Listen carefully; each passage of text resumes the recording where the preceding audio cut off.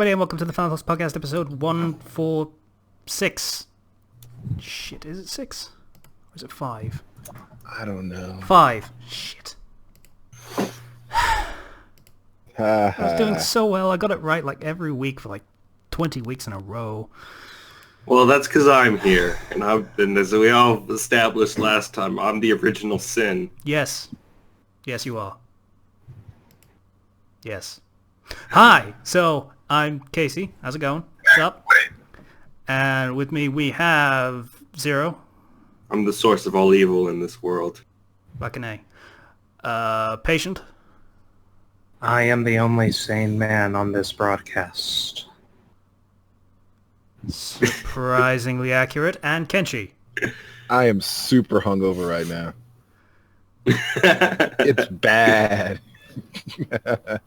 What time is it where you are? It's like 2 in the afternoon where you are. Yeah, I slept till like noon. Have some bacon or something. I don't have food in my house. You did not plan this out very well then. I did not plan this out very well. It kind of all just happened.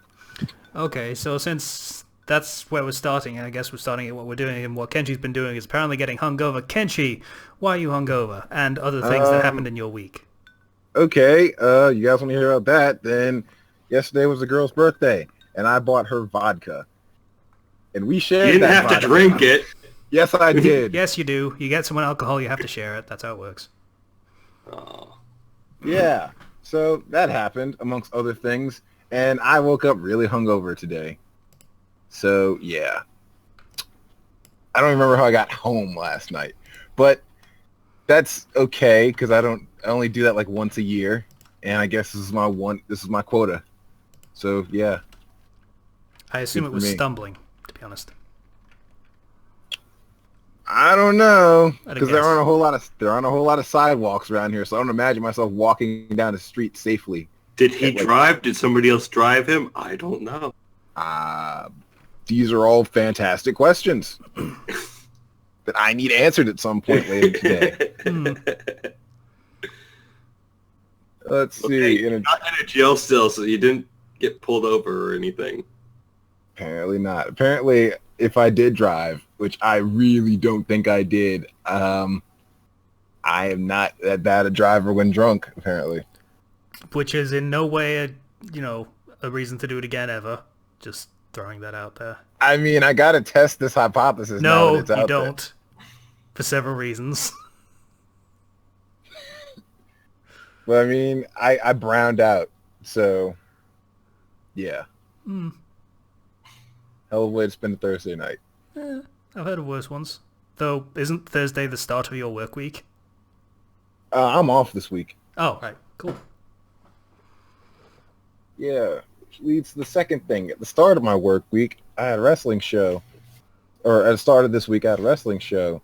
And for some random reason, I was stuck in a 4-way dance, which was like 4 people all together in the same match. That was fun to organize. Cool. Did you do the kinda 618 was. slam? No, I did not. Damn. Because I didn't win. It's my finisher. Fair enough. Can't Yeah. really follow that logic. That's not a move you hit and then lose afterwards. I'm just gonna link the 618 slam in that as well, just so Really? people remember that exists. That is a video on our channel. The 618 slam. All right, sure, you do that. Let's see what else. Put out another chapter of something. So, Yes. It was History's Strongest Shinobi or something again? There it is. Yeah, because I kind of after the last one I put out, I was already like mostly finished with another update, so I just finished it and put it out. Yeah, you double dipped on that shit. Yeah. So everyone that was liking that story, I hadn't seen it in a while. Shut up now. For the next month, and then they'll stop badgering you again. That's how it works. Oh, they're badgering me now. Know about that. Of course they are. And let's see, I bought a baseball game because why not? Baseball game is the chillest sports game you can buy. Especially when you're pitching, because that means you're in control. You can like just sit there and do nothing for as long as you want.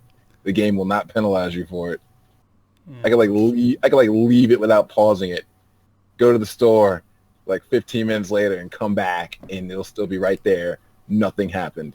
You know, I don't think they even sell baseball games in this country. I'm going to have to double check that. So you can just keep talking while I'm checking that, because I'm curious now. Yeah, I got it because I seem to like it. It's called MLB 16, the show. And yes, they do sell it in this country. Apparently it's the first one that they've sold in this country for a while. And it is £60. yeah, It's the equivalent of like $80. Huh. I got mine for like $40. Yeah, a bit of a niche title in this country, so I guess that's why there's the premium on it. Anyway, you were saying? Yeah, it's out of the sports simulators go, it's probably the best one there is. Better than football, American football for all you Europeans out there. Better than soccer, which is regular football for all you Europeans out there. And all the others you can imagine. I don't know. Golf is pretty decent. Say what you will about the game itself, but the simulation is actually not bad. Yeah. Pitching pisses me off. I thought you said it was relaxing, and, you know... It is when everything's going my way. Yeah. When it's I used not, to play it gets baseball.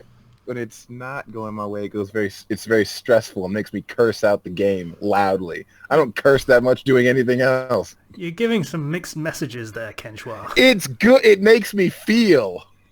It's relaxing when you're winning, and then it makes you feel when you're not. Yeah. Damn it. Okay.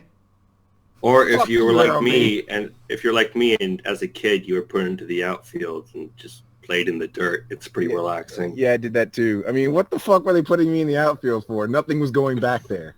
I know, right? Nothing was ever going back there, and yet they stuck me in the outfield. That's the you can't play the sport position when you're young. Fun Yeah. memories. Until they ask you to bat, and then you're kind of screwed, and you get hit in the face Yeah. with the ball. Oh, no, I they went didn't- up to, I went up to bat. I think I got hit once by a ball on the shoulder, but most of the time I just like had a good eye, and I got walked to first base because they couldn't throw a proper pitch because they were kids. Yeah. If you're playing kids baseball, don't swing. That's the rule. Kids, if you're like under 8 years old watching this and you're playing baseball, don't ever swing. Why'd somebody under 8 years old be watching this? I don't know. Oh, tell a lie. They did put me in the infield once. Oh, by the way, it was like rounders, not baseball, because we don't play baseball. And immediately someone hit the ball with the bat, because that's the thing you do, I guess, and it ricocheted and immediately beamed me in the nose. It was like just Fantastic. think I one was up, a one short- down in yeah. my face. I think I was a shortstop once, and then after that I was outfield forever. You must not have done a good job. Yeah, well, you know, I was a very awkward child. Us writers are well known for our, athletic prowess. It's I mean, I am, goddammit. I don't know what you're talking about. You can say what you want about you. yes. I'm the exception that proves the rule, if that's how you want to go about it. Okay. Also, you know, Little League coaches always play favorites and put their kids in Oh, no matter God. what. I don't even want to talk about that. Let's not talk about that. Okay.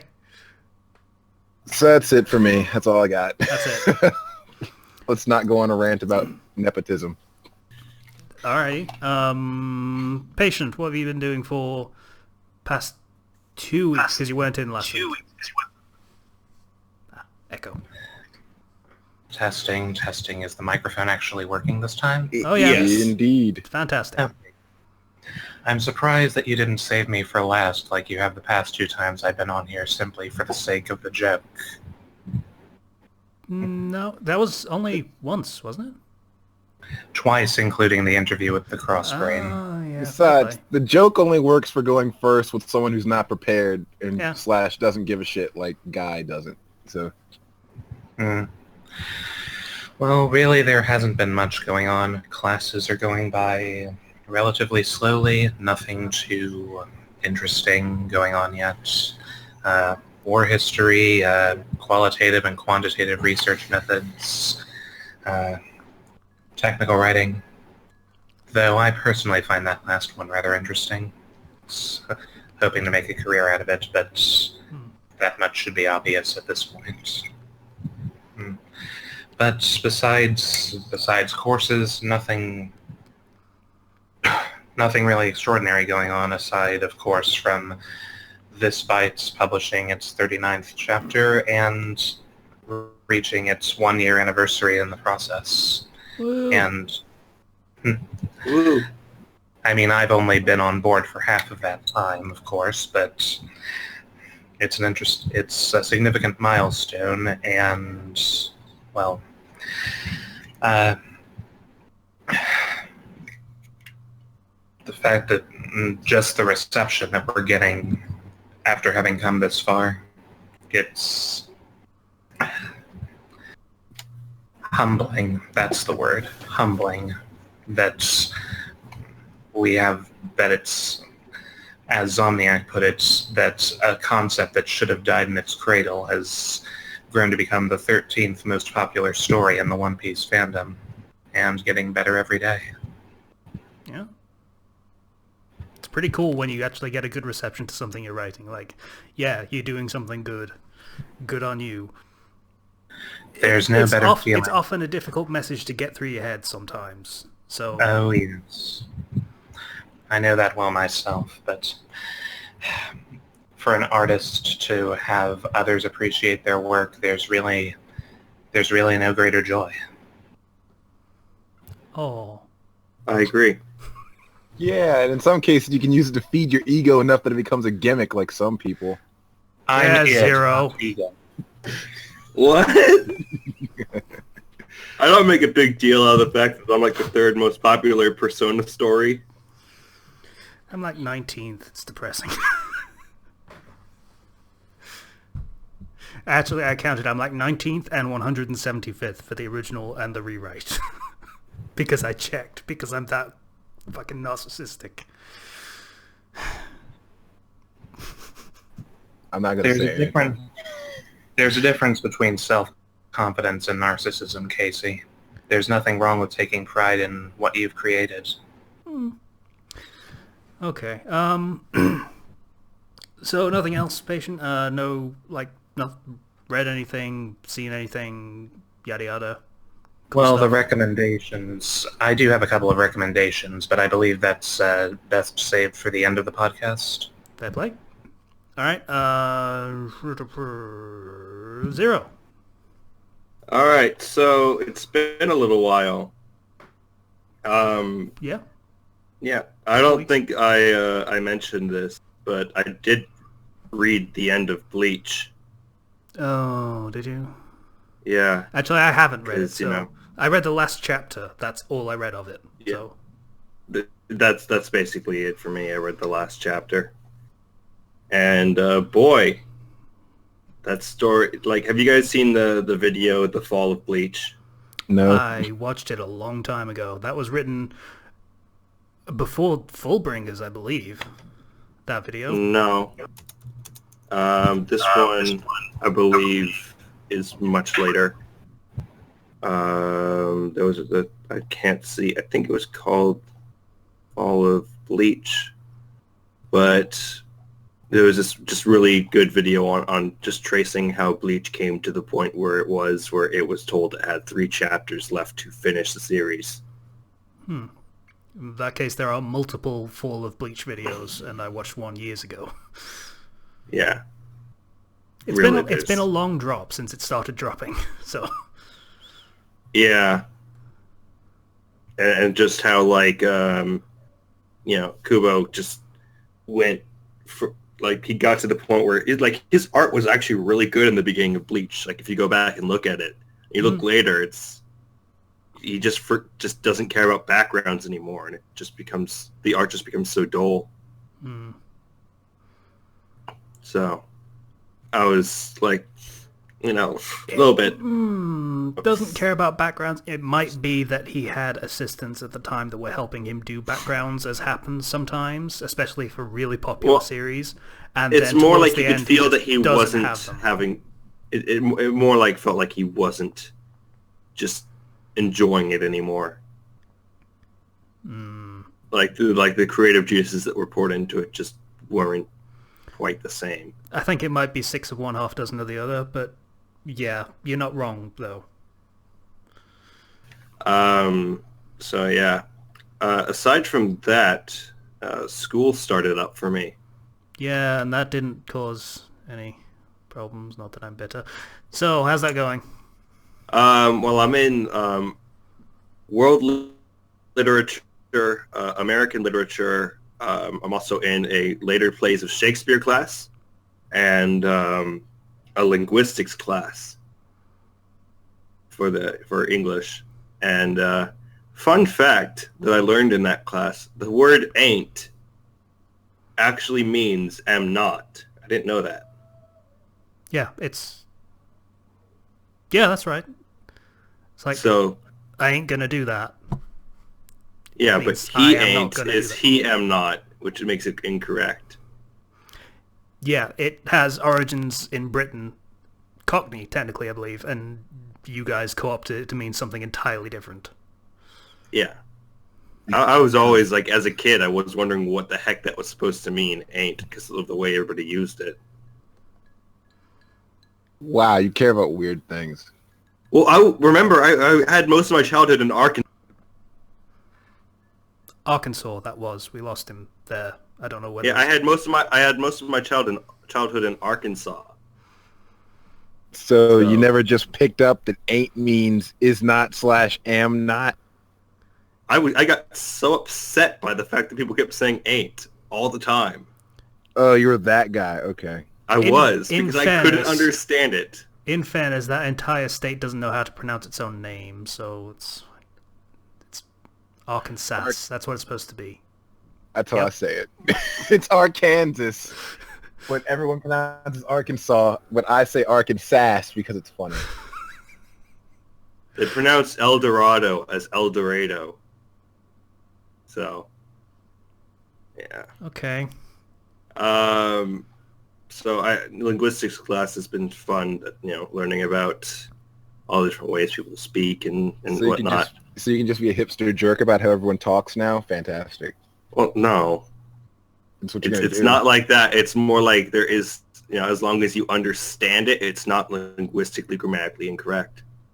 Yeah, you see, you say that now, but I feel like it's going to be this thing where it was like last semester where you took that writing appreciation class and every topic you came up with was like some kind of artsy douche topic. Yeah, and then every now and again we'd be able to correct you because it was written incredibly stupidly. Like that one textbook where you like the different narrative styles, and some of them weren't actually narrative styles at all and were expositional styles or something like that. Yeah. That was fun. So I'm just waiting on that. But in world literature, we're reading multiple books around the world from originating from different countries. So I read, since school started, I completely read the book Pedro Paramo by Juan Rulfo. And I kind of want to talk about that later because, that has elements of one of the topics we're going to be talking about later. Okay. As well as it's probably going to be my recommendations as well. All right. And here we go. There we go. That train's never late. In terms of American literature, we're just basically reading history-based stuff. It's nothing really interesting. And the later plays of Shakespeare, we're going through one of my favorites, Macbeth. Full of such great lines and daggers that appear before you, and Lady Macbeth who wants to be unsexed. Leon Macduff and such. Yes. Yeah. So I've been having a lot of fun, just being able to be in English classes all the time. Because I love reading and I love writing. Aside from that, me and my family went to this place called Top Golf. Okay. it's like this golf place where you gotta hit the ball as far as you can and hit it into the target to get points. And you can like order food and everything. And it took them over an hour to give us our food. So is it like a driving range or like a mini golf? Like a driving range. Okay. And me and my family, we split up into two teams, and we would just keep occasionally switching. But when on the final time, it's like, okay, we got like 15 minutes left. You and your brother can go just hit it like 10 times each, and then switch, and then whatnot, because you get like 20 swings per team, basically. And so I ended up with like 77 points because I was hitting everything really well, and it was more points than anybody else had gotten the entire time. And I was like, I should have just been alone. I'm awesome at golf. Okay. That's not pure golf, but whatever you say, Chico. Congratulations, It's just Mr. like Gilmore. It's just like baseball, but you hit the ground. All right, Happy. If you're hitting the ground, you're doing it slightly wrong. Well, if you're not using a tee, then yeah. You get what I mean. You're gonna die, clown. And other things I've been doing, I caught up to Danganronpa 3. I was very far behind, so just kind of marathoned everything. That show is really good if you know all about Danganronpa and have played the games and everything. Okay. Aside from that, it's mainly been just a lot of school stuff. Getting settled in. Here's one thing. I ordered all my books off the scholarship website, right? Mm-hmm. And so we get all the books in, right? Or at least I think I do. I get all these boxes just at my door. I'm like, oh boy, all my books have finally arrived. And one of the things I ordered was a 2-set of books. It was Volume A and Volume B. And Volume A I need in class, and Volume B I'll need for the later half of the semester. So I open that box up, and there's no Volume A. It's just Volume B. And I got really upset.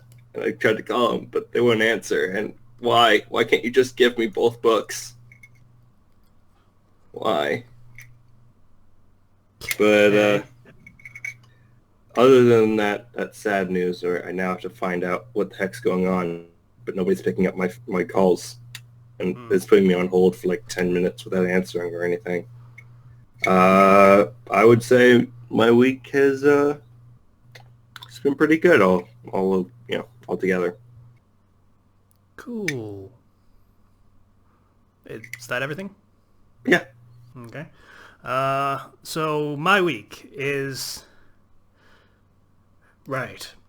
I'm going to have to do this chronologically because events lead into one another quite nicely. So... All right. I wish I still had vodka because this is going to be depressing. All right. So I had a visitor, I think it was day before yesterday. Mm-hmm. And it was a guy to come check my boiler because that's a thing that the housing agency does every year. They come around to check the boiler to make sure it doesn't need to get replaced because that's expensive as fuck and they don't want to do it.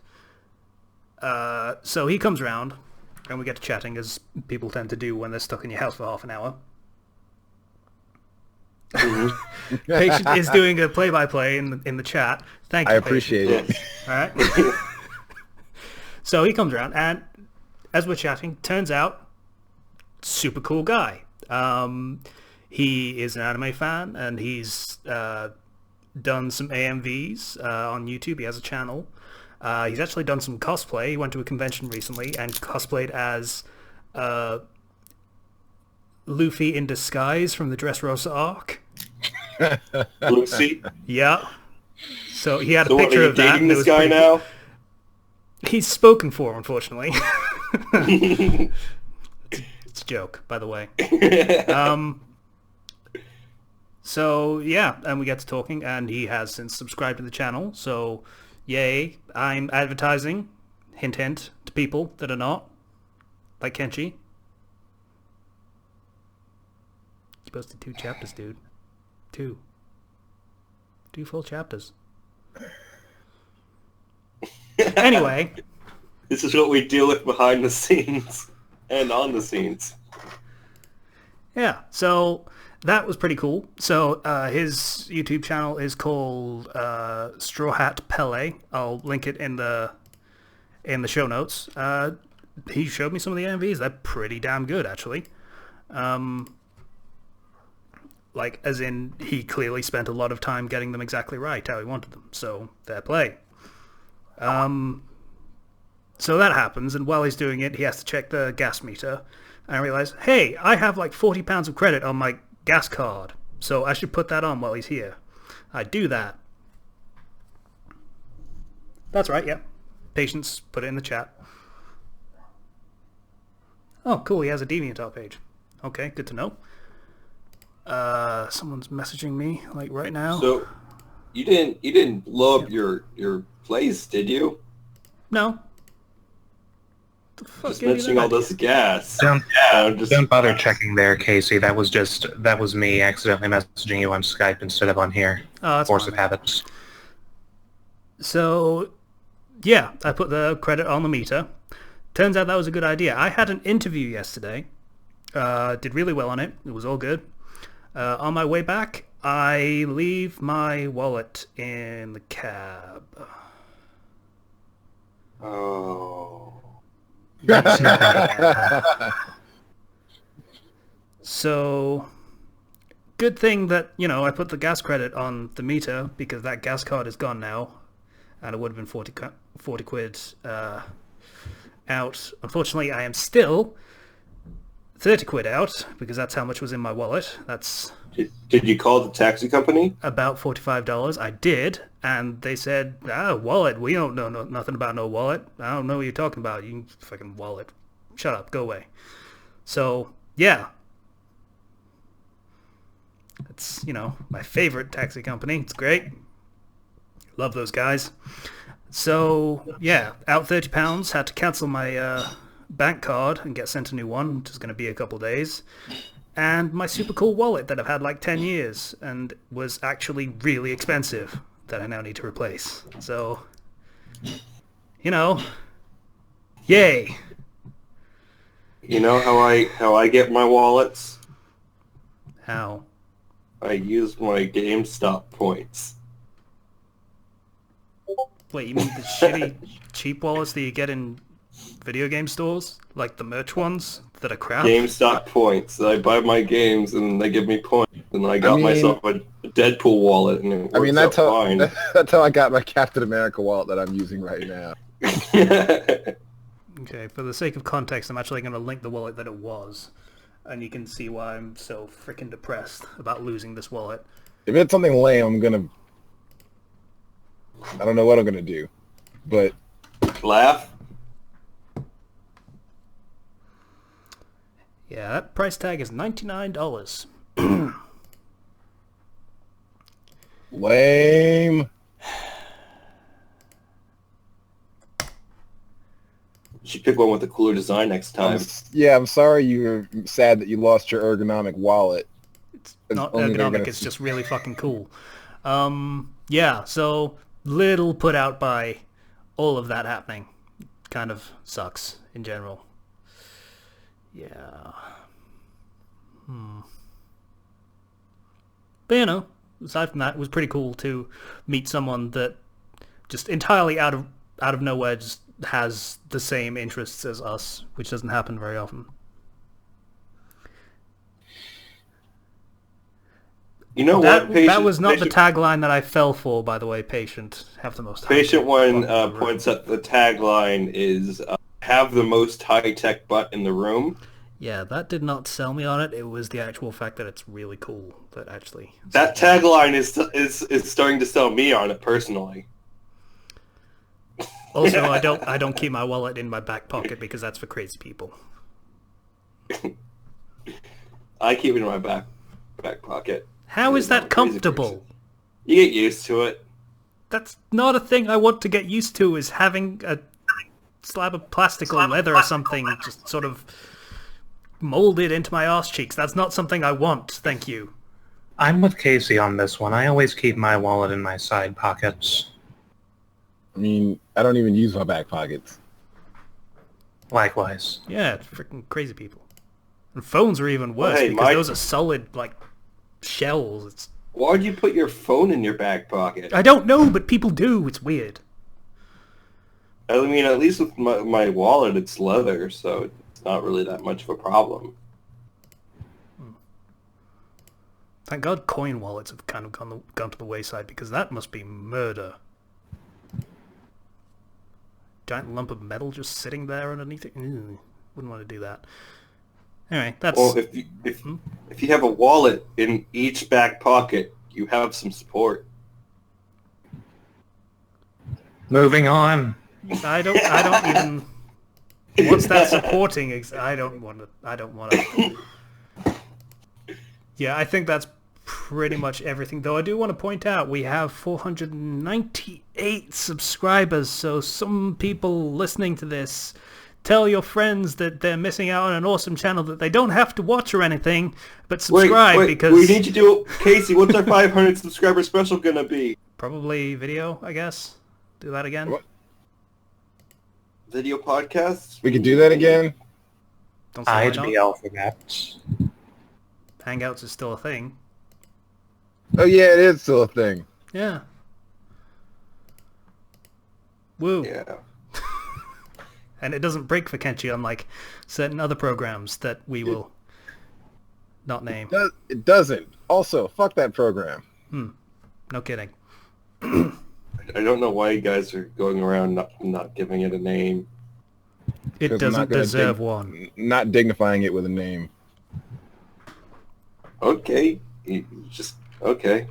Sure. They can use context clues to figure it out. Yeah, context of us complaining about it in every other episode of the podcast. It's some pretty good context, I'm not going to lie. Anyway, I think that's pretty much everything from my week. If I come up with anything, I'm going to bring it up, but I'm sure there was something else, but it's just through my fingers. Can't do it. Alright, so, anime this week was The World God Only Knows. Yep. So, synopsis of this show. There is a guy. He is very good at visual novel games, for some reason. Very good at dating sims. Yes, to be specific. And he is the one known to be the god of gal games, as they're called in Japan, where you date all of the virtual 2D girls. And Or the god of conquest, as some people call him. Sure, why not? There's no easy translation. And, yeah, he is really good at them. And someone messages him one day saying, hey, I have a challenge for you. Do you accept? Kind of thing. He's sure, because he gets these a lot or something. And it turns out it's from, like, a devil or something. And he wants...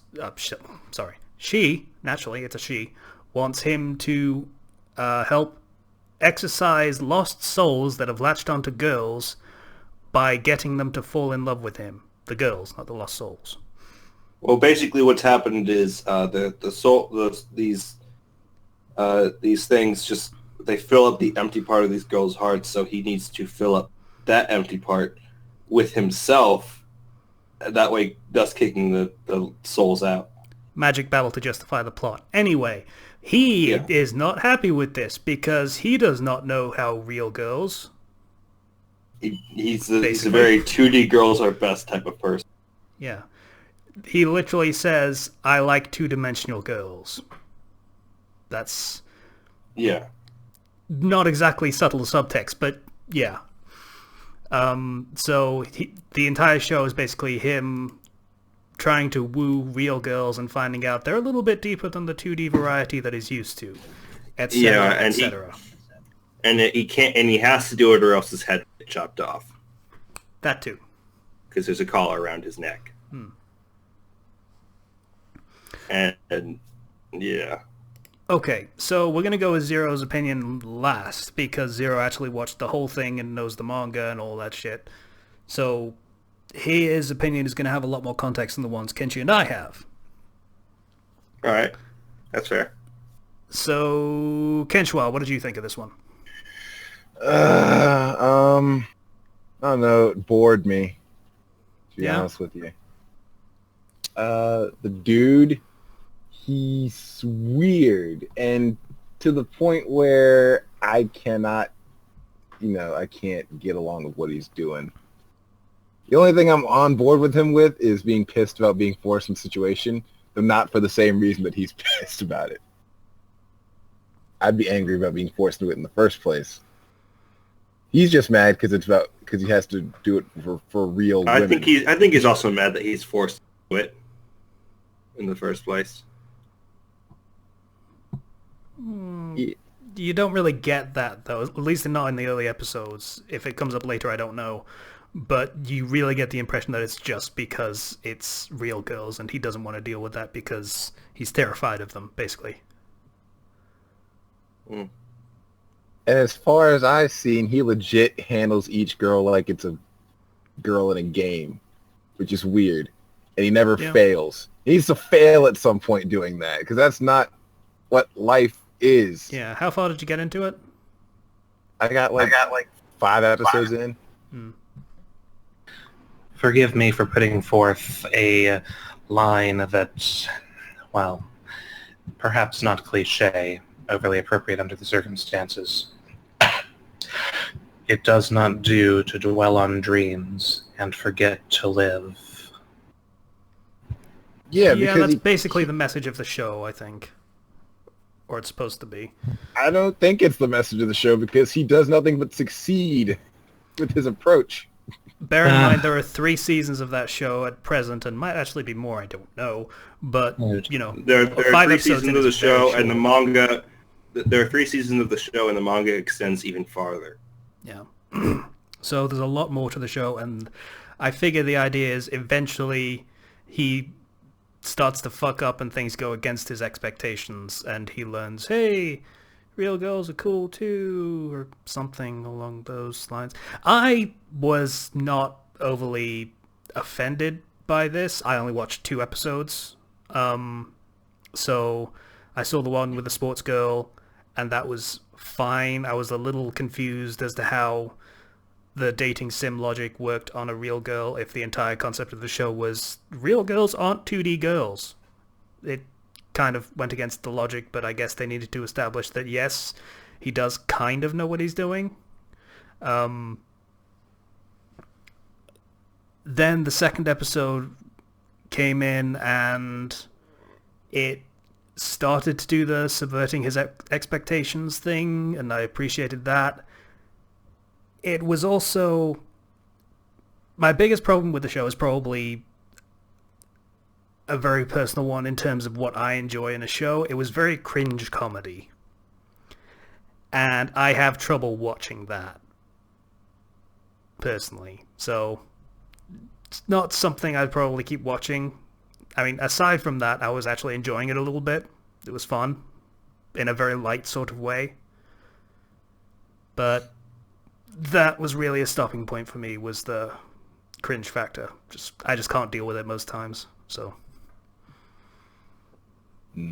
Like, as far as I saw, the only thing that went against his expectation, so to speak, is what he expected as far as tropes and girls, as in the rich girl thing and stuff like that. That wasn't really rich, stuff like that. Well, but whenever you try to formulate these plans or whatever, they all without a hitch, pretty much. Yeah. There's strange. There wasn't any drama in it. Like, I can see how it works as an anime. It's like a Girl of the Week anime sort of thing, so I can see why it works. It almost has a similar setup, at least, well, obviously not in the base concept, but in the setup of how the story goes, as early Yu Yu Hakusho or early Bleach. I would hope it gets depth beyond that after a while, the same way those shows did. But I don't know. Zero, if you would take it away and tell us whether it gets so more complicated. It does actually get significantly more complicated. One of the main overarching things in the show is, as you watch it, he gradually begins to put the games down and starts playing them less and less, as just one of those concepts it deals with. To the point where, he actually ends up being surprised that he's not been playing games. And also the sort of weighing on his conscience as he's like, because he feels like he's manipulating these girls, and it starts to weigh more heavily on him that he's being so manipulative. Okay, that's honestly not where I would have expected that character to go. Personally, I would have expected it to go in the creepier direction of he manipulates 2D girls and then he ends up, oh, I can manipulate real girls as well and it works almost as well. Okay, then I'll keep doing that instead, is the logic I would have expected him to go through. No, he actually starts to feel bad about this. And it's more about him becoming more humanized. This, to the point where, you know, there's some very like it does have that very girl of the week type feel, but then it changes the it switches the formula about in the third season completely. Where you have one concept where he does the thing, he kisses the girl, then they completely forget about him. Due to some plot thing, like 7 of them remember in the third season. They remember him suddenly, and then he has to deal with that. And it gets to be where there's drama, there's plot, the whole thing with Hell. There's multiple factions as well that start to have to battle, and he gets caught up in a battle with that as well. It goes a lot of places you wouldn't think it would. Yeah, I admit sometimes I forget shows are supposed to be comedies for the sake of what I think of as an interesting character arc. So yeah, it's the more likely direction it would take now that you mention it. So, you know, there are some things that there are areas where he does, I would say, fail, and the story does end with him eventually going out with one of the girls. I will say that, or rather, realizing that he likes one of them, and it's actually a pretty well-written relationship. But that doesn't come until much later. Monogamy. Lame. Alright. But boy, does the show throw some very weird curveballs later on. But at the same time, it all works out in the end, I'd say. It's a pretty good show. There's a reason why I got 3 seasons. Yeah. That and the harem tag. Yeah. But it does a good job of humanizing the girls, I guess. Making them more than just random harem girl, I feel like. Especially later on. Eventually, yes. Yeah. Okay. Eventually, yes. Alright, so that's pretty much our opinions on that particular show. Alright, Kenshi, have you got your number generator up? Okay, 1 second. Let me get this open. Just to remind everyone gets 1 veto power. That does not remove it from the running forever, just for that round of the number generator. Wait, so, I have a veto power? Yes, you get 1 veto per year. So if you don't like a show and don't want to do it, then you can veto it. If it comes up on the generator again, you do not get it. Is no longer vetoed, so we have to do it that time unless someone else vetoes it. Yeah, tough titty. All right, if it well, comes up twice. I'm going to save this one for something everybody likes. Slicer has already done his veto power, by the way. Just to hold on. For complete fairness, for the veto, because last time we did it, we stayed in the same letter. That's true. Yes. Should we start from like all over from the beginning, like letter? Yeah. How much time would you like me to spend counting? I don't know. That's not up to me. Because that's what you're asking here, really. Do you want me to spend an extra 5 minutes counting the fucking shows? On that note, number is 11. Okay, 11. So that's J. No, that's K. No, numbers come first. So number A, B, C. Yeah, so it's J. All right. Also, we don't do a letter, which is why it's still 26. Yeah, there's we don't do P because it's all Pokemon. Like literally the entire list of fucking shows is Pokemon, basically. Yeah. 5, 6, 7, 8. Out of curiosity, what did Slicer veto? 16. He vetoed. I need to check because Prince of it Tennis. was- Yes, Prince of Tennis. Oh, really? I was not watching that fucking show again. Fuck You didn't that. need to. You'd already seen it. So had I. So it would have been a really easy week. It would have been a boring week. I know that show only from the previews that I saw on Toonami several years back. I never watched it. Not much of a sports person, It wasn't terrible. It was basically tennis, but with superpowers, more or less. Wait, if it's J, then there's a chance of JoJo's Bizarre Adventure. There is 50. Okay, 50. There's Let's also a see. chance of Jackie Chan Adventures. There is. Oh, That's one- And Jewel Pet. Or been Justice through League. this. That's the Okay. show, right? Here we go. And the number is 32. 32. It's not going to be Jackie Chan Adventures. Oh. But it's not Jewel Pet. It is Jungle de Eco. It is 3 episodes, so I don't know whether it's something we can do. I think this is a show about boobs. What gave you that idea? The fact that she has visible nipples. Okay, I'm just gonna... Alright. Let me see. How long is this crap? Help me out Oh, here. you're checking? Okay, Video player. Yeah. thanks. I'm trying to. These video players are... I'm not acting right. Yeah, they all seem to be broken for me, so I don't think we can actually do this one just for functionality's sake. Okay. I'll roll again. Alright, 50. Goodbye, boob show. Could someone hand me the? Could someone post the link to whatever list we're using in the chats? I'd like to follow along. Okay.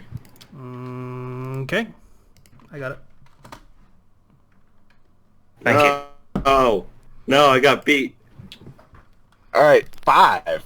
5 is Jackie Chan Adventures. Jackie Chan. Yeah! Yeah! Alright.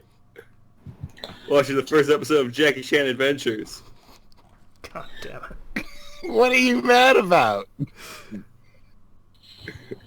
What are we supposed to talk about it's- for this show? How stupid it Remember is. when Jackie Chan was great?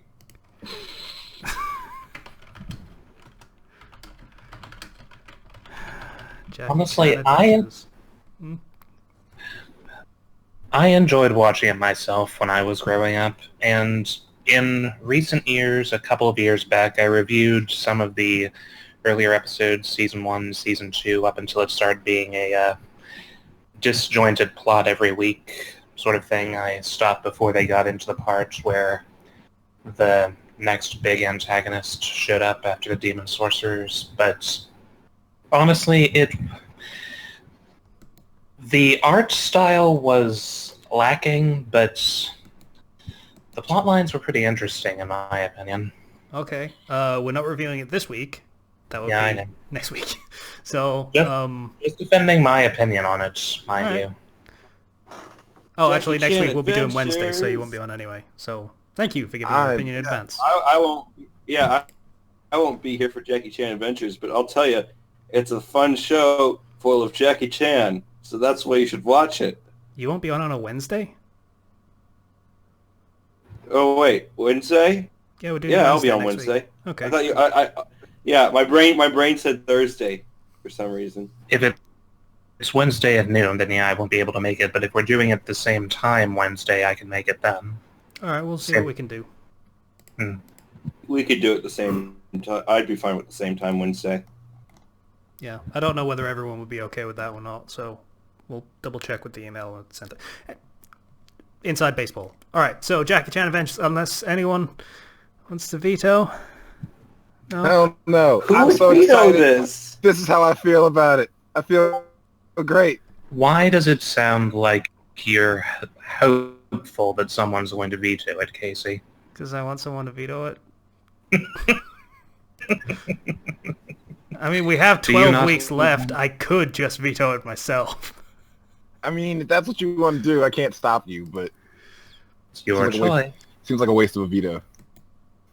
Yeah, it could be so much worse. We could have Jewel Pet or some shit again, so I'll fucking save it. I mean, this gift should explain how I feel about watching Jackie Chan Adventures right now.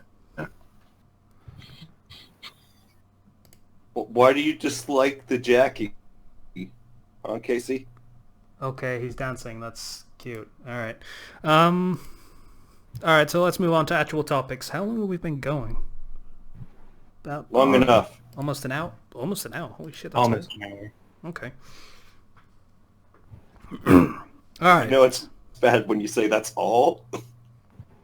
Yeah, I was expecting that section to be longer. Yeah, it's bad. It's much worse normally. Let's keep going. Yeah, that's true. Okay. So, next topic is magical realism. Now, I'm going to briefly explain what this is, and then Zero is going to very dry and in-depth explain what this is, because he's the one that came up with the topic, and guess where it's from.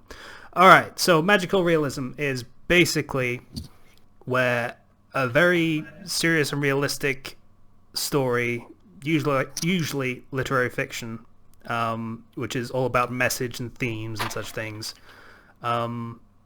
when it decides to eschew realism for the sake of reinforcing that message or theme. Take it away, Zero. So for those of you who have studied English in school, you're probably familiar with Franz Kafka's The Metamorphosis is a famous example of magical realism. Nope. The guy turns into a big cockroach. Why? It just does. Okay, I'm not familiar with that, but I'm familiar with William S. Burroughs, which does something very similar. But that was about a drug trip, so it's a little bit makes sense. So magical realism is using it's more like having a story where there's magical elements of it, and it's not like, oh hey look, it's a magical element. It's this thing I don't understand happened, and that's meant to reflect something in another part of the fiction. Another example, like Franz Kafka's The Metamorphosis, really focuses on, you can actually use that as a metaphor for how he, just how he's being treated and how he's being regarded by everybody else, and relate that to real life and seeing what essentially he becomes in their eyes. Another example would be, let's see, I'm trying to just get to the ones off the top of my head. Haruki Murakami's The Elephant Vanishes. It's a short story about 10 pages long. And in that story, there's an elephant that just one day vanishes. Shocker. No, it's not really explained at the beginning. It's just like the elephant just straight up vanishes. And as we find out, the main character is really obsessed with this story. Like he cannot find out what happened to the elephant, what happened to the keeper of the elephant, because both of them vanished with no explanation. And you see how society reacts to that, where everybody at first is trying to explain it away with logic, and this is how this must have happened, this is how that must have happened, before moving on to eventually forgetting about it in the news. But the main character, as we find out in that story, had actually seen the elephant, and he had actually witnessed the elephant and the man just kind of disappearing. And it's described as the elephant just got really small, and that's how it was able to escape from all its bonds at the zoo. And it's a completely ridiculous story. When he tells somebody that, they just don't believe him, and it kind of kills his relationship with that person. And you have this idea of unity and conformity that he kind of has to fit into in order to be accepted, and that there's no place for magical things like that in the world. And so magical realism is very much the point of the story isn't the magical event, it's what the magical event represents. Okay. So what Zero here has brought us is a somewhat deep topic, or rather a topic that has depth based on a lot of the works that are represented by it have depth, or at least attempt to achieve depth. A lot of the time it's based in metaphor. The entire point of the magic, whatever that happens, is because it's being used as a metaphor. Funny thing about magical realism, it's often used by writers that frown upon genre fiction, like literary fiction. People in that particular area tend to have a negative opinion of genre fiction, fantasy, sci-fi, that kind of thing, because I don't actually know why. There are probably a lot of different schools of thought on it, but a lot of the time it is about trying to convey that message. The metaphor has to be there for literary fiction. It has to be a focal point because everyone's going to focus on the weird thing. Mm-hmm. Whereas with genre fiction, everything's weird. So it can actually have a lot of messages, it can have a lot of themes, and they will all sort of mesh together to have a greater message on top of that, and it will be able to mesh it together quite well. Whereas, like I say, with a literary fiction, it has to be rather focused by comparison. Yeah. So, in that sense, a literary fiction writer might see a genre fiction story that has a lot of messages and is trying to convey some very interesting things, but see it as a jumbled mess because it's all over the place to them. No focus. Mm-hmm.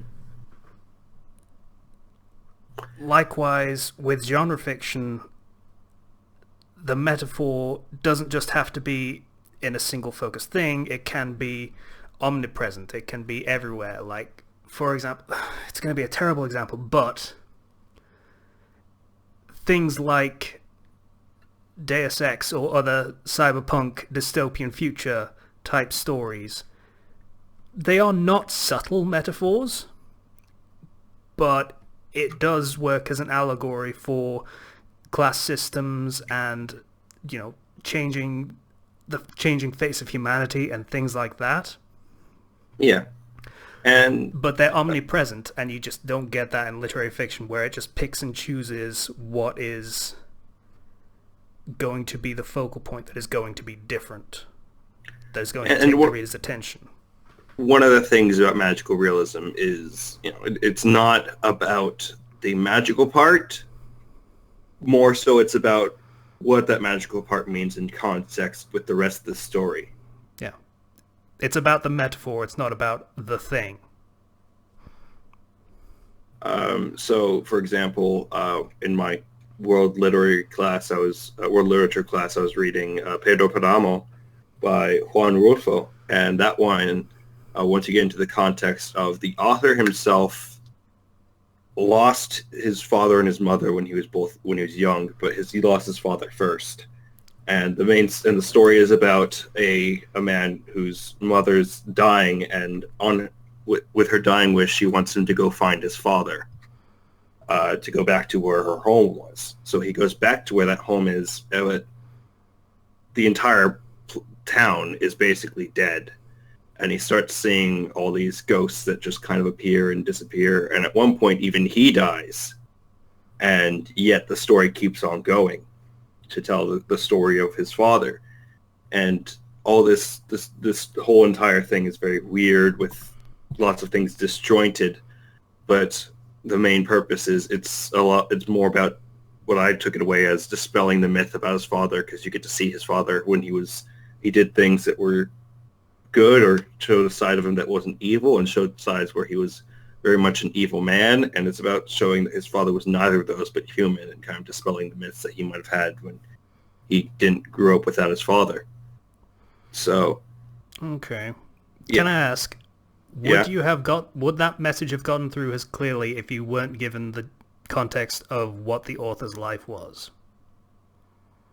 I think I still would have been able to get it because, the main character shares the same name as the author.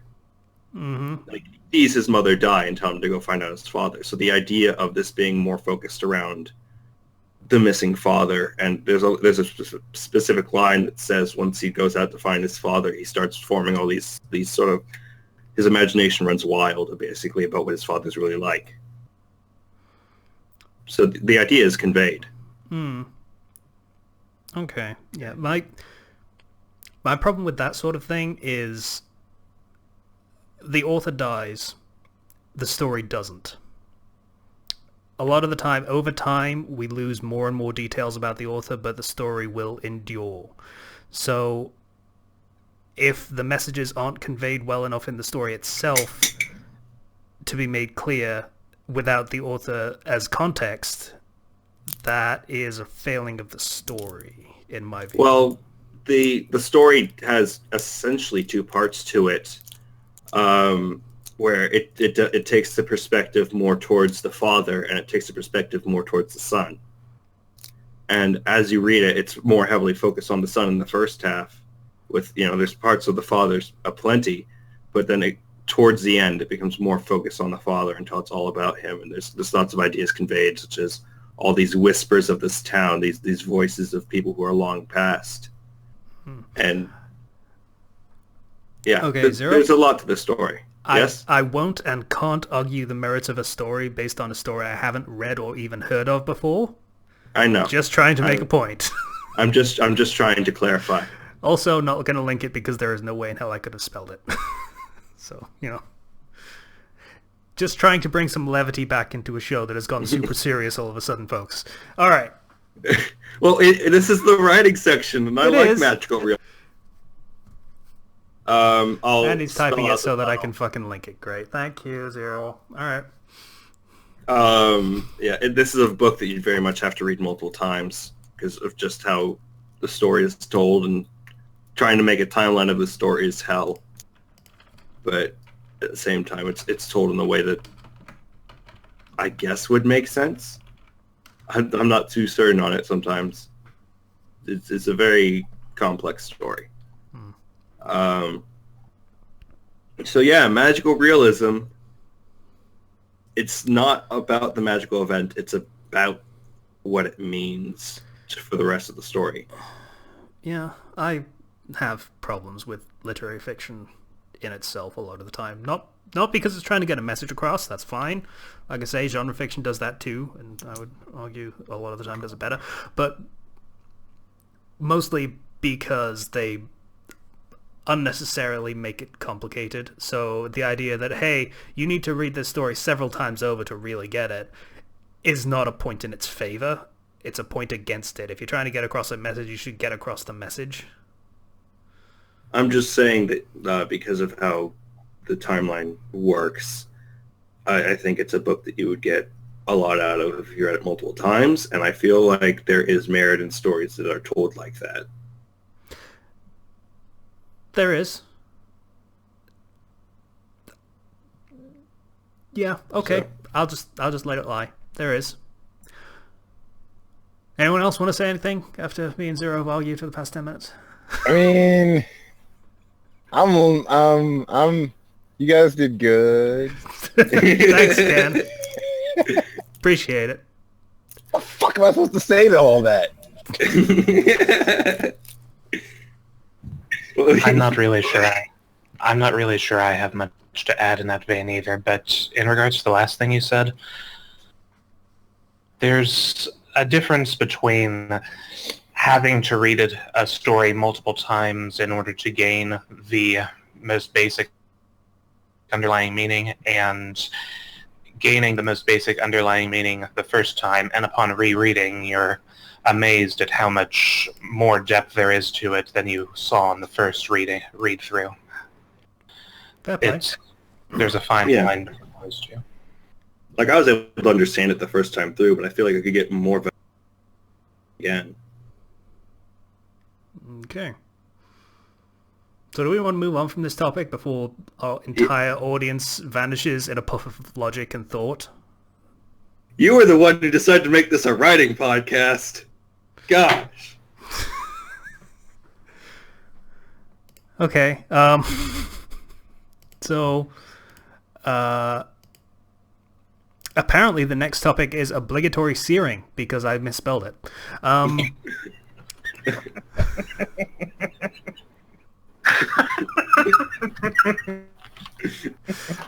Glad someone found that funny. All right. So, obligatory swearing. What the fuck is this? Yes, I don't know. needed to repeat It's the not joke. my motherfucking topic, alright? Hey, have you ever read that story where these characters don't necessarily swear, but I feel like they should. So let's make them swear. A lot. Okay, so, not gonna lie, this is a trope you see a lot in fan fiction. Yep. But Yes. before we dive into that, let's maybe look at it in like regular fiction mediums, shall we? A little bit. So, swearing is a thing that's avoided in a lot of mediums, like from literature, well, modern literature, let's say. Classic literature gets a pass because it's classic and it has significance. So, you know, I studied Of Mice and Men in school. There were some bad words in that fucking book. So, but in modern literature or TV shows, films, whatever else, swearing, generally speaking, you don't see it much. Because, you know, parental guidelines, they don't want kids to see that or hear that or read that. It's not a thing they want kids to be exposed to. So, in order to get the largest audience, most writers will try and avoid it as much as they can. Then there's there's always that one movie where it's like, hey, here's 10 F words in 8 seconds. Yeah. So you have the ones that... Careful with the headphones, patient. My apologies. Yeah. I'll speak more softly. I was saying there are also the instances of, let me see, the earlier Disney movies where they were less inclined to avoid certain swear words. Am I the only one who remembers that? Such as... you know, it's sort of hard to specify an example when I myself... Yeah, but I get where you're going at, where they would just say something else instead of the curse word they could have said. You're going to have to remind me, because Disney and swearing is not something that meshes in my brain. Not the later ones, certainly, but... No, the earlier ones, though. Like Pinocchio, for instance.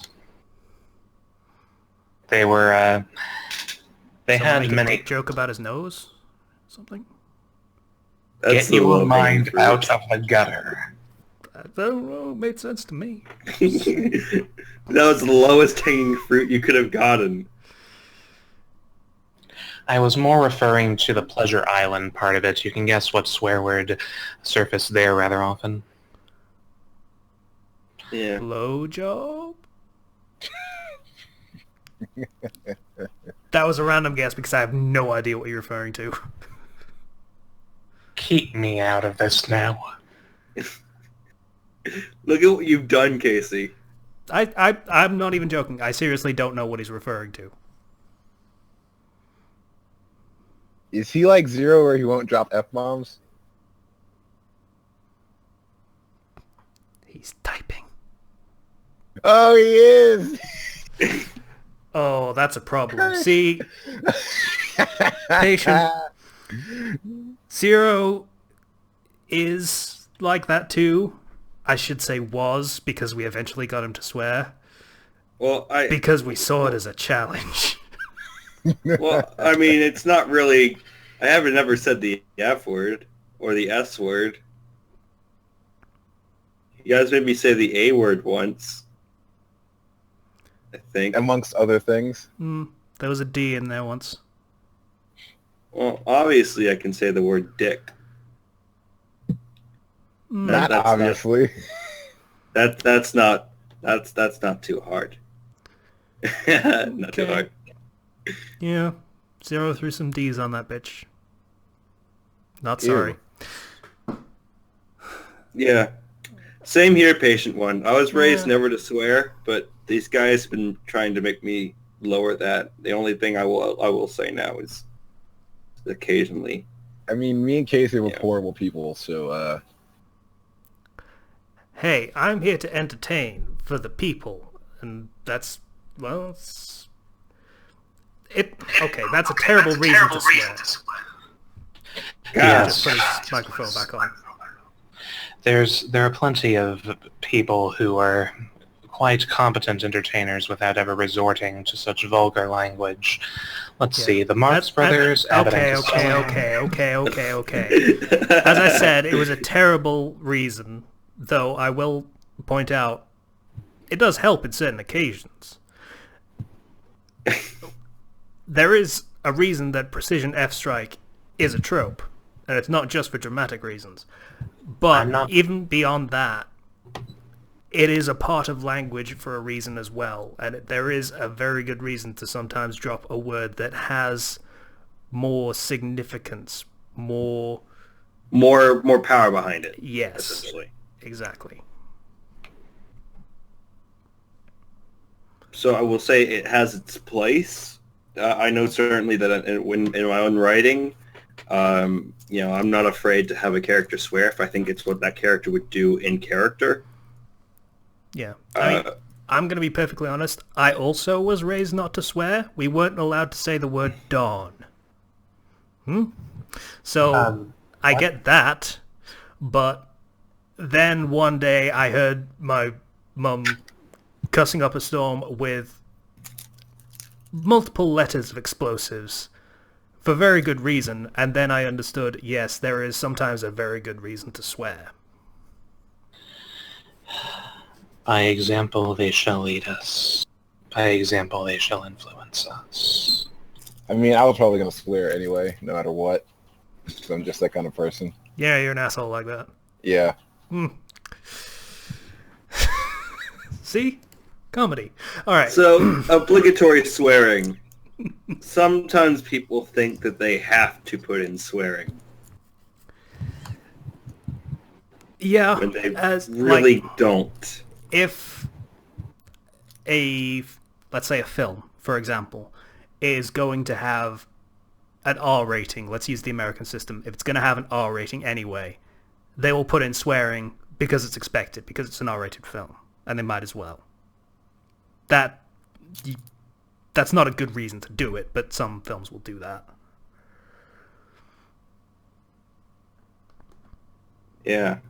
I think we can...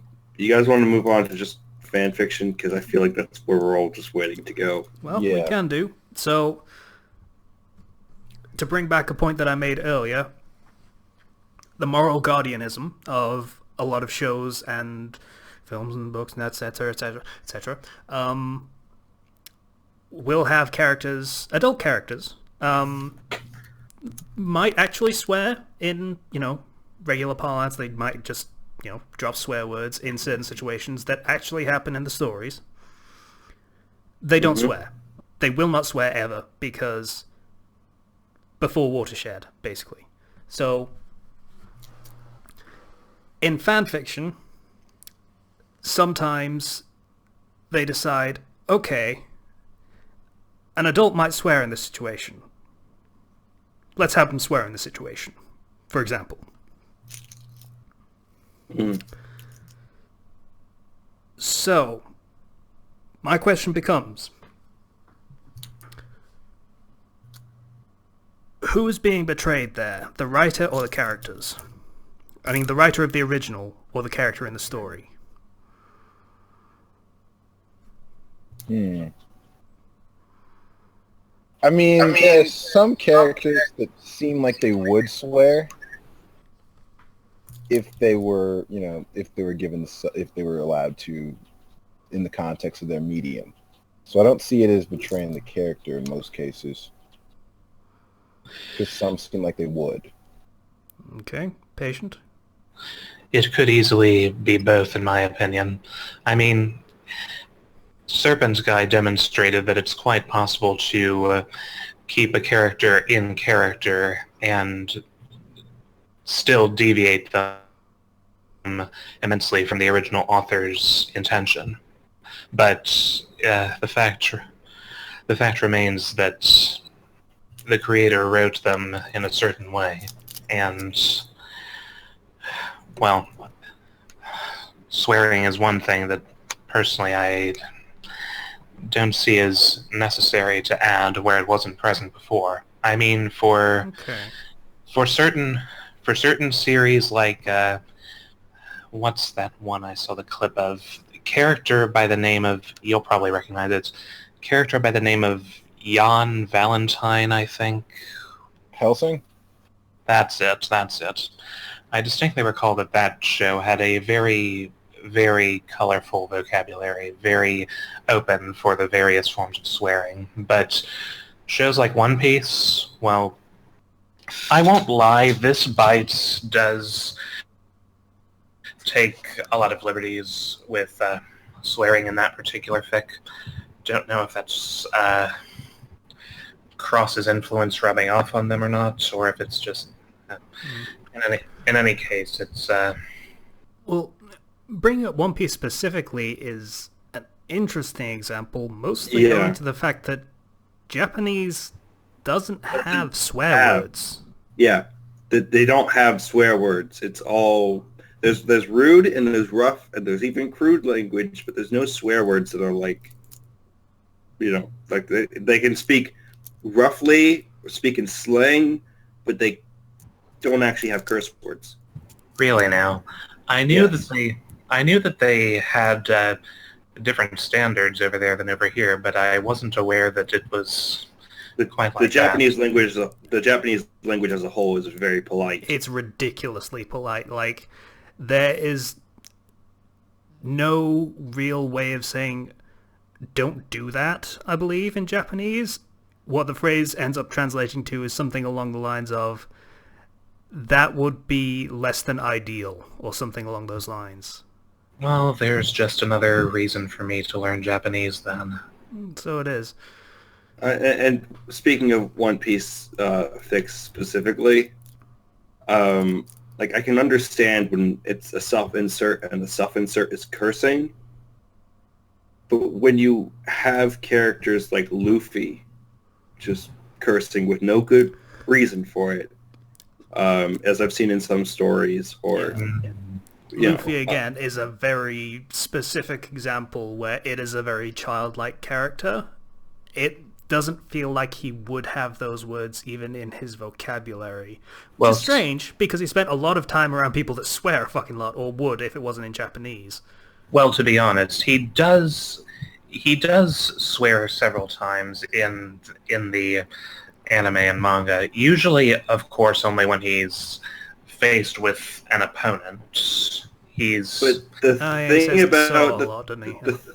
thing about the manga is that fan translators are the ones who tend to put in the swear words. Yeah. Well, even in the Funimation dub, then, how about that? There's no small amount of swearing. He's not dropping F-bombs, though, and that's what I tend to see. Yeah, that's one good point. They never use that particular word. Yeah. So that I think Luffy and similar tend to just not go further than "damn it" usually, whereas Sanji, who is in Japanese, his language is very disrespectful. So in English, they translate that to shitty everything, basically. I believe that's not an inaccurate translation. The word that he uses does, I believe, roughly translate to feces. So, I don't know, actually. But I want to say that there are authors out there who feel that they need to put in the curse words, particularly because it'll make it darker or more edgy. Yeah, people want that people want to earn that M rating somehow. But on the other side of this camp, there's people who put in the curse words because that's what they're around a lot, and that's kind of them putting their own vocabulary into these characters. So overall, if a character swears, like in the canon material for fanfiction specifically, if a character swears, fine. Make sure it's in character, make sure there's a reason for it. But adding swearing where there is none for no reason, what? Sorry, I just remembered something funny. You remember Sam Jazz's story? Fairly English story? Yeah? Yeah. You remember how Japanese don't have swear words? Yeah. Minato at one point accidentally teaches Rise the word motherfucker. And I have to bring that up now. I forgot. It's been so long since I read that. Keep me out of this. No, it's a legit thing. It's comedy. Like I say, it can be used to be funny. Like, this is, okay, I'm not going to say innocent, but a perfectly nice, pleasant, polite girl, and she is learning a very, very harsh swear word. Unintentionally. That's funny. It's like the gag where the dad says something he really shouldn't around his kid, and then the kid suddenly asks, "What's that mean?" Like, I understand it's vulgar comedy. It's not for everyone, but I find it hilarious.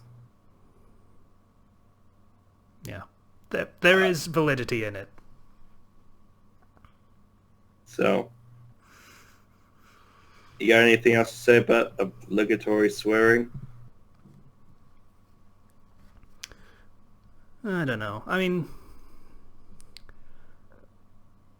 it usually depends on how far you take it. I mean, characters saying swear words when they wouldn't normally say swear words, that's... I'm assuming... I can't actually watch that video right now because I'm recording, but I'm going to assume it's exactly what I just said with the dad and the kid example. What was I saying? Shit. Oh yeah, I remember now. Like, with characters saying swear words when they normally wouldn't, yeah, there's a certain level of tolerability. I can't watch it. Please don't say things like that when I can't even look at the fucking thing. Basically, it's a kid who has a little, like, play golf set, and the dad's recording. He's like, now play it like daddy.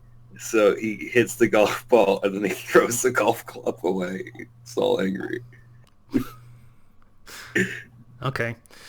I think he says the D word too. I can't really make out what he said. Okay. The little kid. Like I was saying, there's a certain level of tolerability before it just looks ridiculous. Like, generally speaking, excessive cursing does look fucking stupid. It does. Like, even in R-rated whatever the hell, I don't even know what American ratings are, but even in the ones that use a lot of swearing just as part of the course, it sometimes comes off as a little dumb. You're fading out, Casey. I think I've said pretty much all I needed to say. Your connection was dying, that's why. Oh, it's my connection again. I was having a hard time hearing you two during that. Oh, in that case it might have been mine, but still, it's fixed. And besides, yours came through on your end, even if it didn't come through on ours, and you're the one who's actually recording all of this stuff, of course. So it is. So. Okay. That's pretty much all I wanted to say anyway. So has anyone else got anything to say about this particular topic? No, Well, no. I think TV Trips put it best when they were putting in a criticism of a certain infamous fanfiction Harry Potter by the name of My Immortal. Oh. The way they put it is, and I quote, hint, if Snape has uttered 5 lines and already used 2 obscenities, and the situation is anything less shocking than the end of the world as we know it, or Harry Potter becoming his direct superior, or possibly the line, she has your eyes, you probably don't know how to write Snape, unquote. Yeah, there is something to be said for who the character... Yes, they're adults. They might swear. If they are very, very well-spoken and very polite and very specific with the language that they use, they are probably not going to swear regardless of how stressed or how terrible anything is that's going on. Also, I just want to throw out one last thing.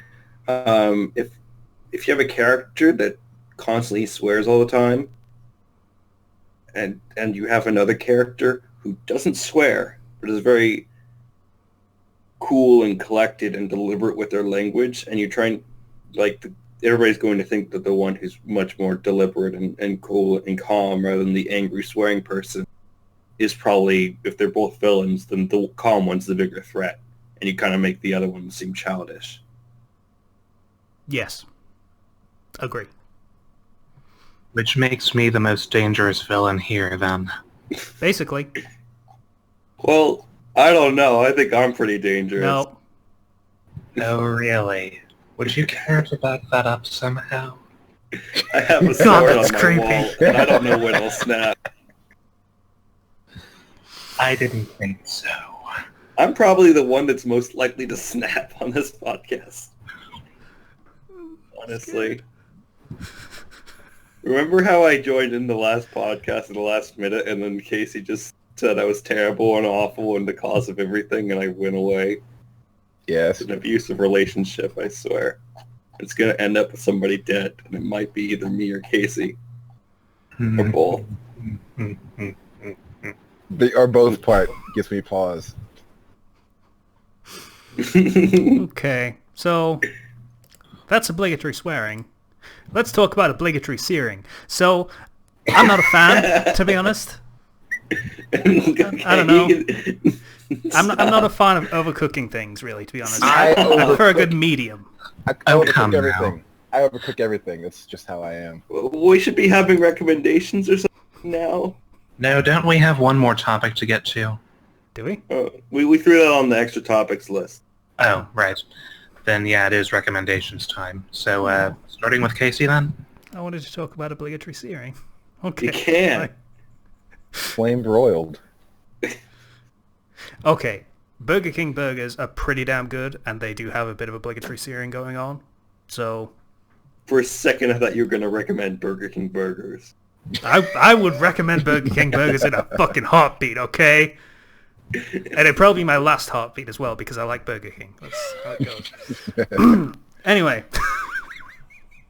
This is a fun episode. Alright, does anyone else have a recommendation? Because Yes, I actually do. Holy shit.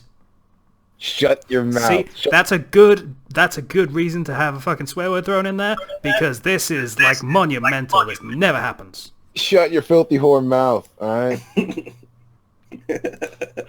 You're not funny. Language, boys. I already told you I'm an awful person, and as such, I will swear liberally, as is my way. Well, right. then, I hope I'll swear you're conservatively. prepared Thank for you. whatever consequences come from that. You see, here's the thing. You might be some kind of supervillain, but I'm going to be the first guy that dies because I'm the one that's not going to be afraid of That's you. actually what I was going to say. There are things so much worse than death. Well, I guess Yeah. I'm going to experience it first because I'm the one that's not going to be afraid until it's actually happening. You'd be surprised. Please stop. Okay, so Kenshi, do you want to give us your recommendation before he kills you? Because I'd like to see this event happen. Yeah. Let's do that. Okay. Yeah. So this story is called Dragon Ball Z Legacies by ALP113. This Weird sounds name familiar. there. Hey, it does. Well, if it doesn't, it's probably going to refresh your memory. So this guy basically pretty much wrote how he figured the Dragon Ball Z series would go if Gohan actually remained a hero after Cell games. And seeing as how there was no material to work with whatsoever after the BoJack movie and the Boo saga, he ends up filling a lot of this in himself with OCs and things, which is not a problem at all, honestly. I mean, most Dragon Ball Z villains would be OCs if it were not for the fact that they were canon. So Ooh, it's Gohan. That's a slash wonderfully Videl. complimentary thing to say about the series. I mean, it is what it is. It's Gohan slash Videl or Gohan slash Harem. Yeah, that doesn't really come into play that much. As we all know, if Gohan was a protagonist, eventually Dragon Ball would have started going towards the harem genre, as all anime does. Oh yeah, totally. Really? Gohan was the protagonist for a little bit. How many young single females were there in Dragon Ball Z at the point of the start of the Boo saga? Well, there was Videl, there was, Well, there was what was the One, blonde one's two. name? Sharpner? Eraser, Sharpnose the Erase. dude. Oh, Erase. okay. I didn't watch Dragon Ball Z. Well, you don't know. Maybe I mean, I don't know. That's a Patient. fair point. It was just hyperbole there. But yeah, that's what I'm recommending.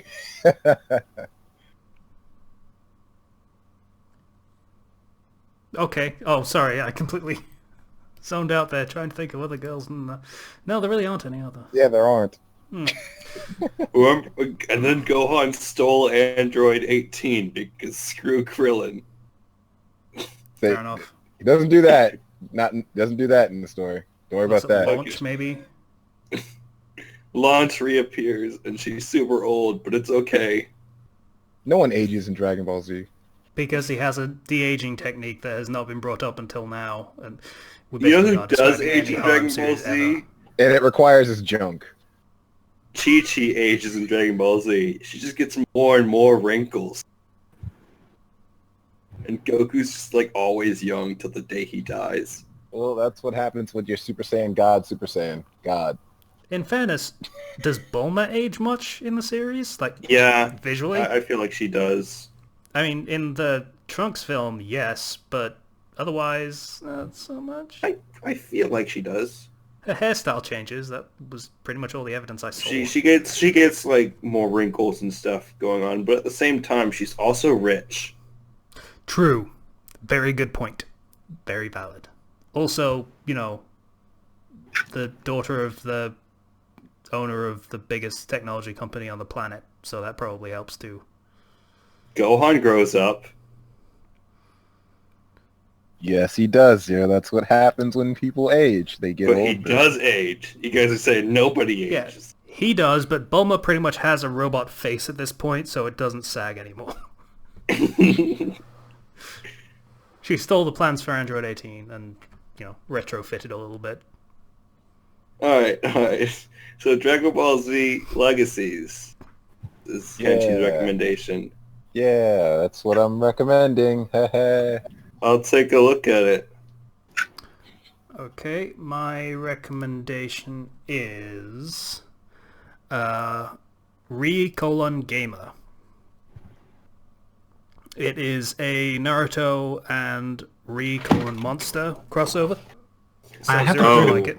One. Oh, that seems like it could go badly. It does. Why? Because Re-Monster is a very brutal world that involves lots of rape. I don't think that specifically has come up a lot in this particular story. So basically, it's the author wrote another story called I think it was Naruto the Gamer or something very simple like that. It was a game of fic about Naruto. In this version, he dies very early on into that story and gets transported to the Monster world. Does he wake up as a goblin? He wakes up as an imp. Okay, that's better. Yeah, so as long as it's different, that has more potential.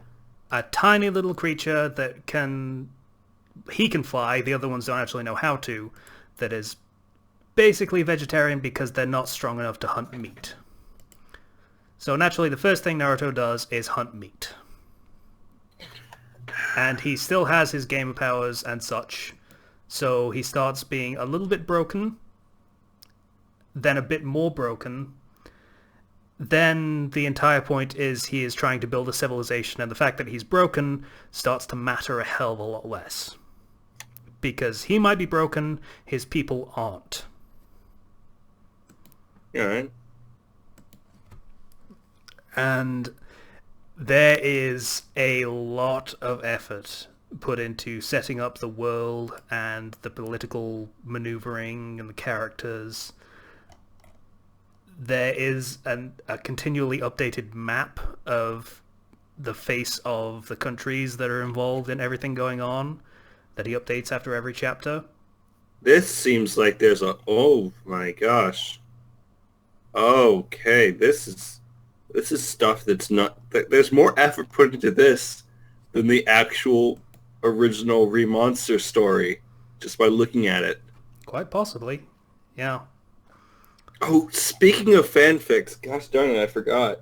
I recently read all of The Wanderer's Diary. Cool. It's a good story. I know you guys have recommended it before, but wow, is that story really good. Yeah, it is. And wow, did it go on for longer than it needed to.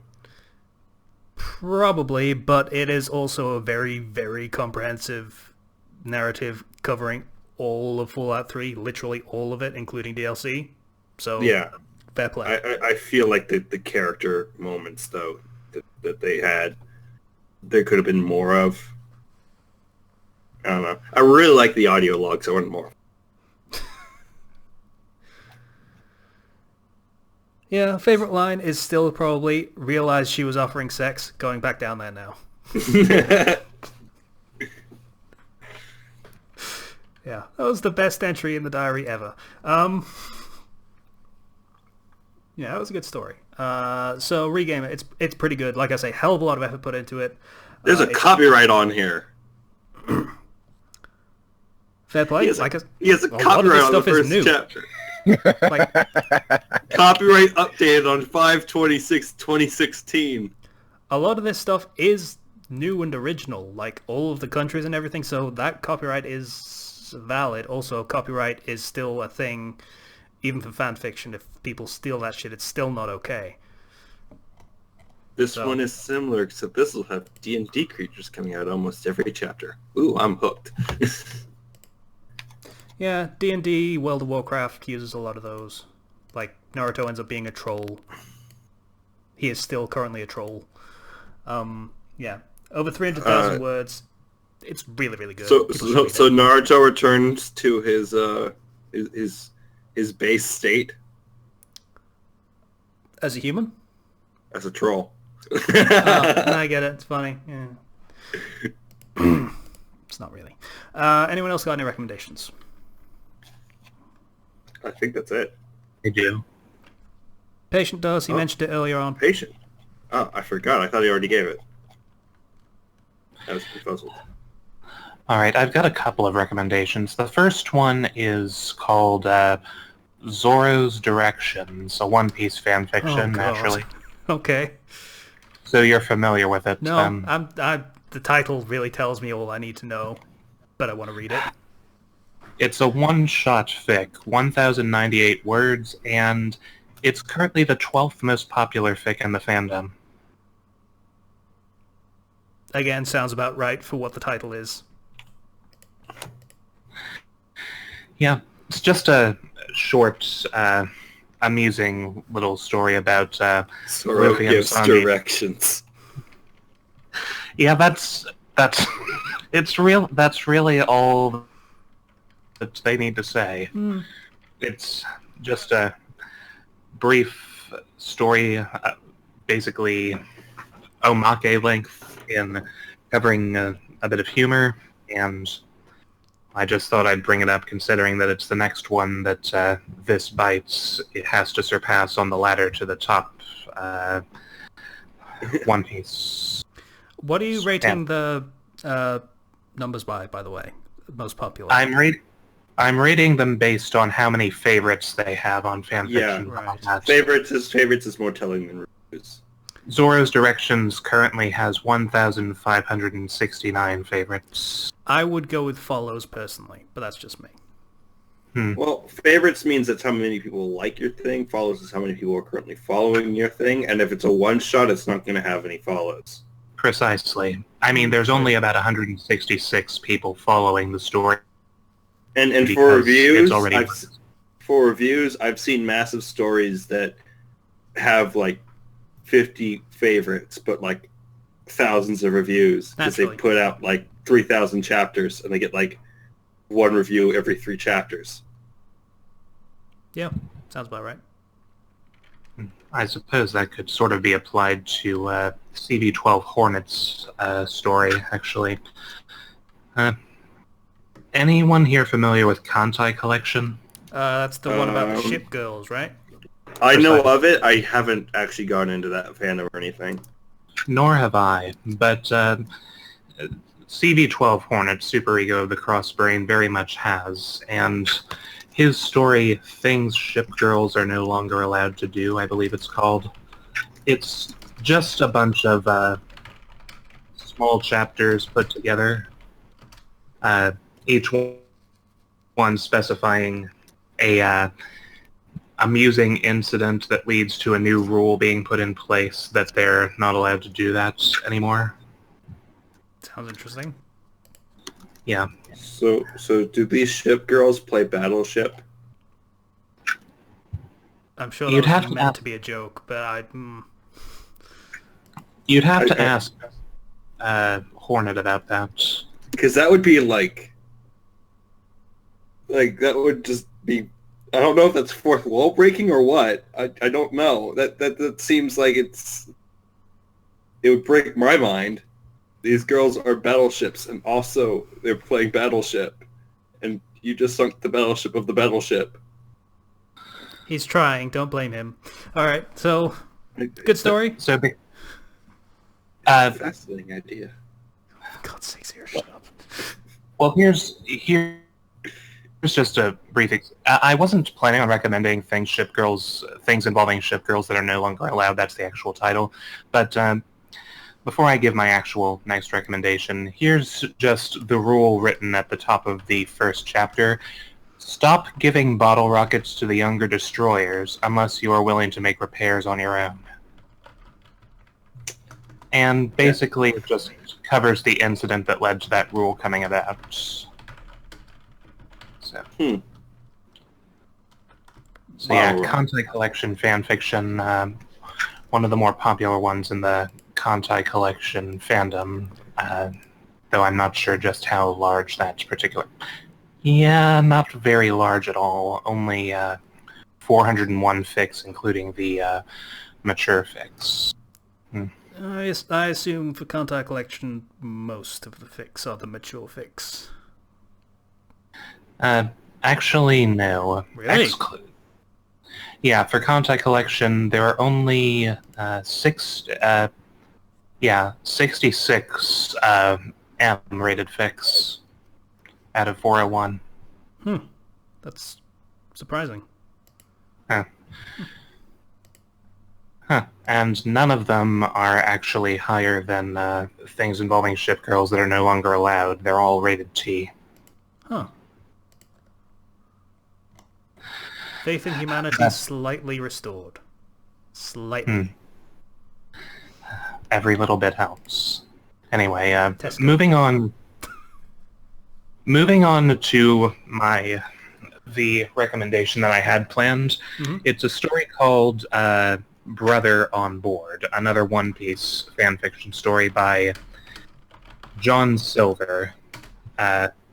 spelled with a 0 in place of the O in John and a 1 in place of the I in Silver. How long would you say this John Silver? You're not funny. I'm reaching so hard right But bless I'm him, he sorry. tries. He tries. Okay. So tell us about this fic then, patient, please. Gladly. It's an alternate universe fanfiction. Basically, the spoiler warning up to the time skip for One Piece. Basically, the night that Sabo was quote-unquote killed by Saint Jalmak, Dagma, one of the mountain bandits who watched it happen, actually had company with him, 2 rather burly mountain bandits alongside him, who took the initiative and saved Sabo's life, quote-unquote, and they nursed him back to health. And as a result of that, years later, Sabo decides to set out with Luffy instead of on his own or with Ace. He serves as the Straw Hat Pirates' quartermaster. His weapon of choice is a rifle that he refers to, bear with me here because this is going to sound rather weird, a rifle that he refers to as his girlfriend, Bonnie Ann. So he's Jane from Firefly. A little bit. Never seen Firefly. Heard very good things about it, but I've never actually watched it. It's very good, you should watch it. Anyway, basically, the way it goes, it's basically treading close to canon the same way, but it's rather astonishing what kind of a difference it makes when you actually have someone with the chivalry and good sense that Sabo possesses regulating his baby brother. Essentially,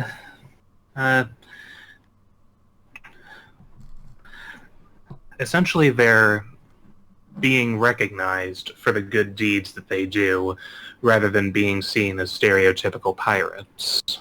For example, the passenger ship that Alvida attacked in the anime, the people in the Luffy. background. What? Hearing something. Don't worry about it. Okay. Anyway, example, the passenger ship that Alvida attacked, that Luffy somewhat saved, Sabo and Luffy defeated Alvida before them all and were thanked appropriately for it. And following that, when they liberated Shellstown from Axe-Hand Morgan, they received the recognition of the Marines there, who, well, had it put a lot more in perspective exactly how ungrateful they were being in response to the fact that the Straw Hats had saved them, and they were then asking them to leave just because they were pirates. And so it goes from there, with just Sabo basically, while they go along the canon storyline, He acts as a bit of a mediator, kind of thing. basically, yeah. They play it quite interestingly. The author What's the does. story called It's again? Brother on Board. All right. It's just gotten to the end of the East Blue saga. All right, I'll take a look at it. Here, I'll put in the link, and there we go. It's got a. I really think that the author deserves more follows for the very interesting way that they're tweaking the story. Yeah. So, hence the recommendation here. Okay. I was going to give you mad props for remembering the name of the world noble that, quote-unquote, killed Sabo, until I saw it in the plot summary. So you totally just read it there, didn't you? What does it matter if I did or not? Rumble.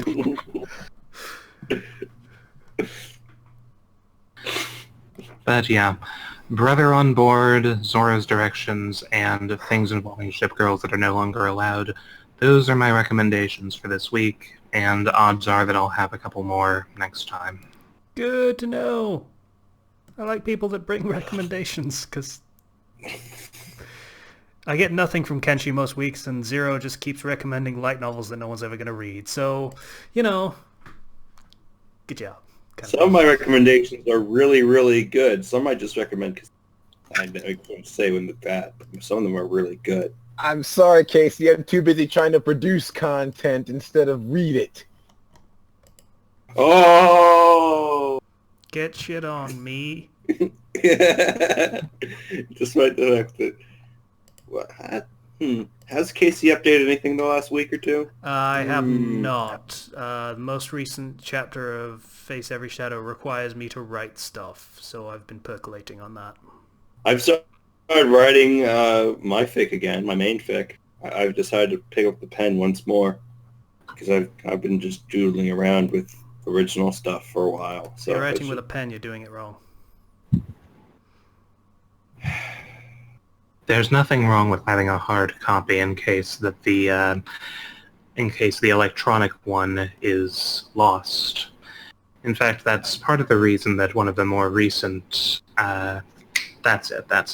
The author of To Protect Everything, that's one of the main reasons that they're not having to do a massive amount of rewriting as opposed to just copying and pasting what they had due to the loss of their computer. Something Okay. about a hard drive crash written on their profile. Was totally just making fun of Zero, but okay. Yeah, so screw you, Casey. I hate that he has backup now. This was not what I wanted. I'm sorry, Casey. Thank you, I appreciate that. Fuck you, Zero. Now You're that's so not abusive. When have you ever known me to be nice? When have you ever known me to be nice? Ever. When you give me money. It's true, I did pay you this week. Oh, speaking of Patreon donators, we need to do the thing. Because that went through last week.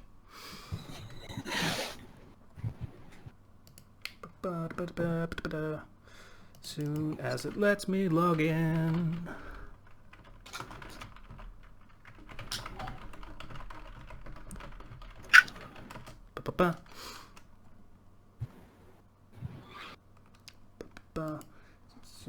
Shows me the thing. Thank you, someone finally started vamping. Appreciate it. Yeah.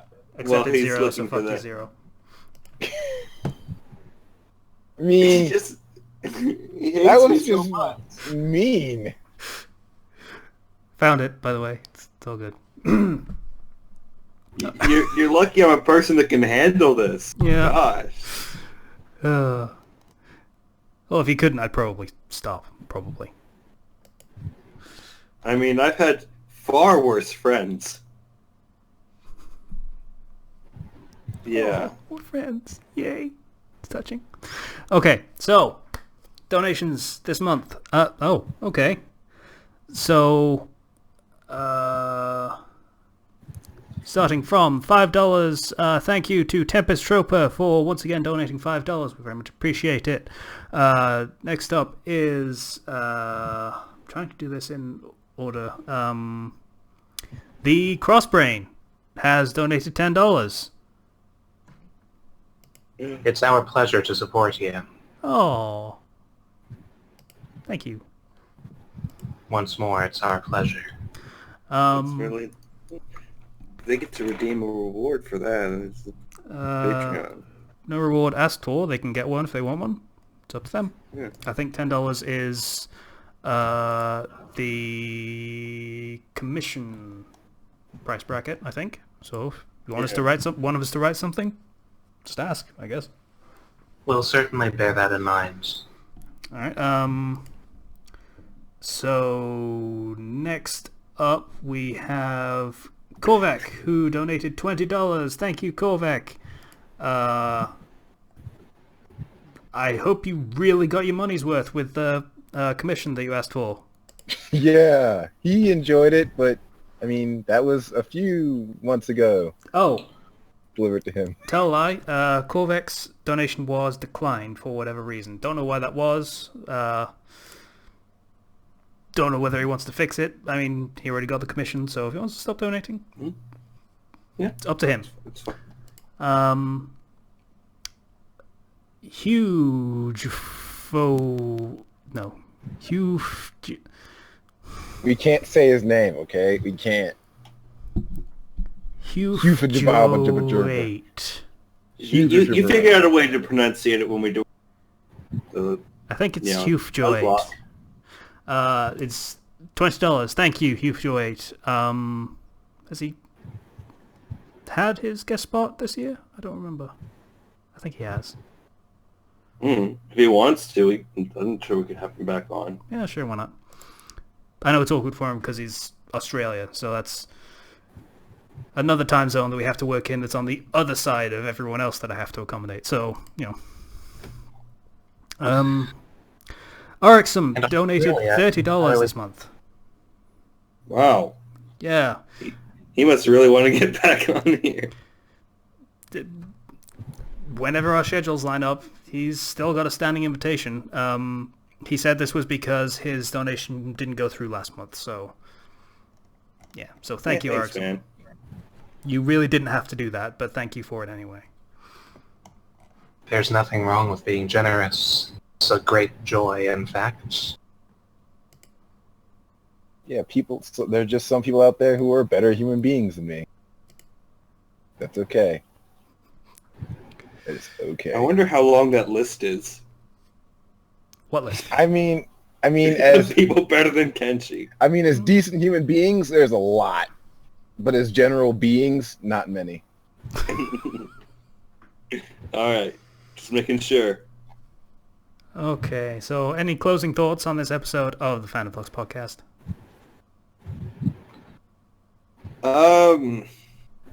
We had a very intense discussion about magic realism, and then we had a somewhat silly discussion following that about swearing.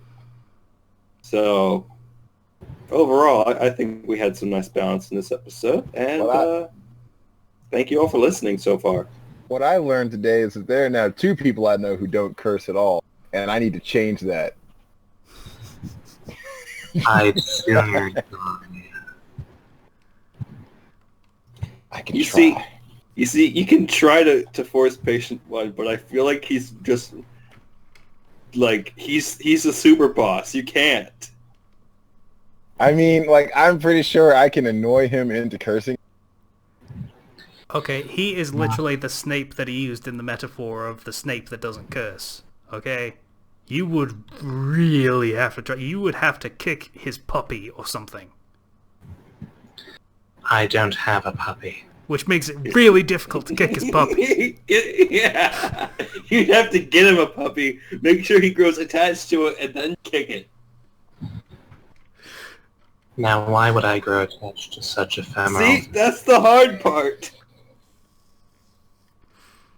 Oh, I think we need to close this down. yeah. Alright, so thank you for listening to the Fandom Flux Podcast episode 145. If you would like to get in contact with us, you can do so through the YouTube channel, through the comments. Please do it on Patreon if you feel so inclined. Once again, I'd like to thank everybody for listening to the Fandom Flux Podcast episode 145. Bye now. Bye. Bye. Ta-ta.